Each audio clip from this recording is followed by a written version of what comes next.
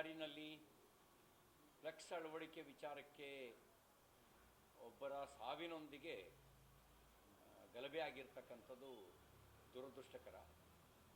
ವಾಲ್ಮೀಕಿ ಜಯಂತಿಯ ಆಚರಣೆಗೆ ಪ್ರಾರಂಭಿಸಿದ್ದೇನೆ ಭಾರತೀಯ ಜನತಾ ಪಾರ್ಟಿ ಸರ್ಕಾರ. ಕಾಂಗ್ರೆಸ್ಸು ರಾಮನ ಅಸ್ತಿತ್ವವನ್ನೇ ನಿರಾಕರಿಸಿತ್ತು. ರಾಮನ ಅಸ್ತಿತ್ವವನ್ನೇ ನಿರಾಕರಿಸಿತ್ತು ಅಂದರೆ ವಾಲ್ಮೀಕಿ ಅಸ್ತಿತ್ವವನ್ನು ಕೂಡ ನಿರಾಕರಿಸುವ ಕೆಲಸವನ್ನು ಪರೋಕ್ಷವಾಗಿ ಕಾಂಗ್ರೆಸ್ ಮಾಡಿತ್ತು.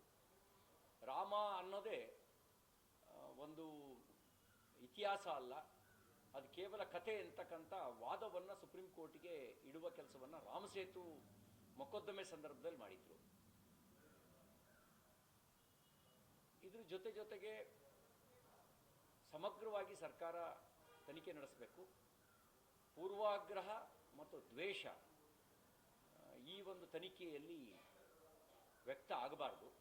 ನಿಷ್ಪಕ್ಷಪಾತವಾಗಿರ್ತಕ್ಕಂಥ ನ್ಯಾಯಯುತವಾದ ತನಿಖೆ ನಡೀಲಿ. ಯಾರು ಗುಂಡಾರಿಸಿದ್ರು, ಯಾರು ಕೊಲೆಗೆ ಕಾರಣ ಅನ್ನೋದು ತನಿಖೆ ಆಗಬೇಕು ಮತ್ತು ತಪ್ಪಿತಸ್ಥರಿಗೆ ಶಿಕ್ಷೆ ಆಗಬೇಕು. ದುರುದ್ದೇಶಪೂರ್ವಕವಾಗಿ ಮೊಕದ್ದಮೆ ಹೂಡೋದಾಗಲಿ, ದುರುದ್ದೇಶಪೂರ್ವಕವಾದ ಕ್ರಮ ಕೈಗೊಳ್ಳೋದಾಗಲಿ ಅದು ಸಮಂಜಸ ಅಲ್ಲ. ಅದು ನಾವು ಖಂಡಿಸ್ತೇವೆ. ನ್ಯಾಯಯುತವಾಗಿ ನಿಷ್ಪಕ್ಷಪಾತ ತನಿಖೆ ನಡೀಲಿ. ಒಂದು ವೇಳೆ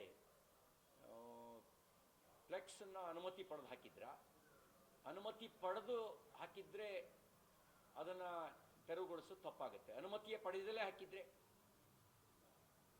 ಮತ್ತು ದೂರು ಕೊಡೋದನ್ನು ಬಿಟ್ಟು ಬಲಾಬಲ ಪ್ರದರ್ಶನಕ್ಕೆ ಮಾಜಿ ಸಚಿವ ಜನಾರ್ದನ್ ರೆಡ್ಡಿಯವರ ಮನೆ ಹತ್ರಕ್ಕೆ ಹೋಗಿದ್ದು ಅದನ್ನು ಸರ್ಕಾರ ಯಾವ ರೀತಿ ಸಮರ್ಥನೆ ಮಾಡಿಕೊಳ್ಳುತ್ತೆ? ನಾನು ಜನಾರ್ದನ್ ರೆಡ್ಡಿಯವ್ರ ಹೇಳಿಕೆಯನ್ನು ಗಮನಿಸಿದೆ. ನನ್ನನ್ನು ಹತ್ಯೆ ಮಾಡುವ ಉದ್ದೇಶದಿಂದಲೇ ಎಲ್ಲರೂ ಬಂದಿದ್ದಾರೆ ಅಂತಕ್ಕಂಥದ್ದನ್ನು ಅವರು ಹೇಳಿದ್ದನ್ನು ನಾನು ಗಮನಿಸಿದೆ. ಇದನ್ನೆಲ್ಲ ನೋಡಿದಾಗ ಇದೊಂದು ನೆಪ ಆಗಿ ಮಾತ್ರ ಕಾಣುತ್ತೆ.